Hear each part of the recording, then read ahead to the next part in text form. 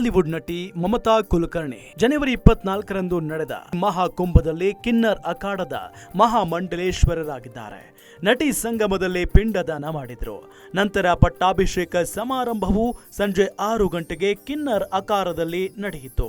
ಮಮತಾ ಕುಲಕರ್ಣಿ ಅವರು ಕಿನ್ನರ್ ಅಖಾರದ ಆಚಾರ್ಯ ಮಹಾಮಂಡಲೇಶ್ವರ ಸ್ವಾಮಿ ಡಾಕ್ಟರ್ ಲಕ್ಷ್ಮೀನಾರಾಯಣ್ ತ್ರಿಪಾಠಿ ಮಹಾರಾಜ್ ಮತ್ತು ಜುನಾ ಅಖಾರದ ಮಹಾಮಂಡಲೇಶ್ವರ ಸ್ವಾಮಿ ಜೈ ಅಂಬಾನಂದ ಗಿರಿ ಅವರನ್ನ ಭೇಟಿಯಾದರು ಮತ್ತು ಮೂವರು ಒಟ್ಟಿಗೆ ಇರುವ ಚಿತ್ರಗಳು ಸಹ ವೈರಲ್ ಆಗ್ತಾ ಇವೆ.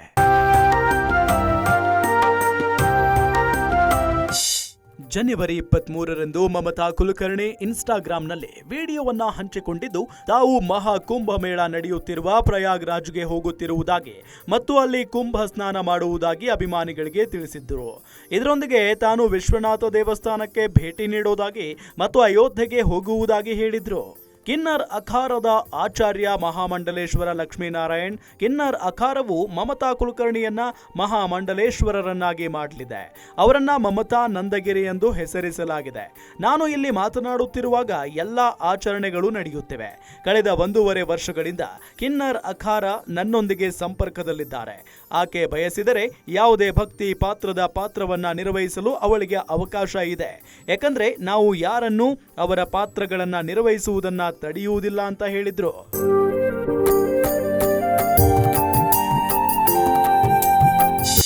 ಮಮತಾ ಕುಲಕರ್ಣಿ 25 ವರ್ಷಗಳ ಕಾಲ ವಿದೇಶದಲ್ಲಿ ನೆಲೆಸಿದ್ರು. ಅವರು 2024ರ ಡಿಸೆಂಬರ್ನಲ್ಲಿ ಭಾರತಕ್ಕೆ ಮರಳಿದ್ದರು. ಅವರು ವಿಮಾನ ನಿಲ್ದಾಣದಲ್ಲಿ ಕಾಣಿಸಿಕೊಂಡಾಗ ಅಭಿಮಾನಿಗಳು ಆಶ್ಚರ್ಯಚಕಿತರಾದರು. ಇದಾದ ನಂತರ ಮಮತಾ ಇನ್ಸ್ಟಾಗ್ರಾಂನಲ್ಲಿ ವಿಡಿಯೋ ಹಂಚಿಕೊಂಡು ತಮ್ಮ ದೇಶಕ್ಕೆ ಮರಳಿದ ಬಗ್ಗೆ ಸಂತೋಷ ವ್ಯಕ್ತಪಡಿಸಿದ್ದರು. ಮಮತಾ ಅವರು 2000ನೇ ಇಸ್ವಿಯಿಂದ ವಿದೇಶದಲ್ಲಿ ನೆಲೆಸಿದ್ದು 25 ವರ್ಷಗಳ ನಂತರ ಭಾರತಕ್ಕೆ ಮರಳಿದ್ದೇನೆ ಅಂತ ಹೇಳಿದ್ರು. ಅವರು ತಮ್ಮ ತಾಯ್ನಾಡಿಗೆ ಬಂದಿರುವುದು ತುಂಬಾ ಸಂತೋಷ ತಂದಿದೆ ಅಂತ ಹೇಳಿದ್ರು. ಭಾರತಕ್ಕೆ ಹಿಂದಿರುಗಿದ ಸಂತೋಷವನ್ನ ಹೇಗೆ ವ್ಯಕ್ತಪಡಿಸಬೇಕೆಂದು ಅರ್ಥವಾಗುತ್ತಿಲ್ಲ.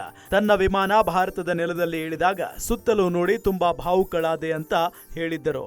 ತಮ್ಮ ದೇಶವನ್ನ ಆಕಾಶದಿಂದ ನೋಡುವುದು ತುಂಬಾ ವಿಶೇಷವಾಗಿತ್ತು. ಇದನ್ನ ನೋಡಿ ನನ್ನ ಕಣ್ಣಲ್ಲಿ ನೀರು ಬಂತು ಅಂತ ನಟಿ ಹೇಳಿದ್ದಾರೆ.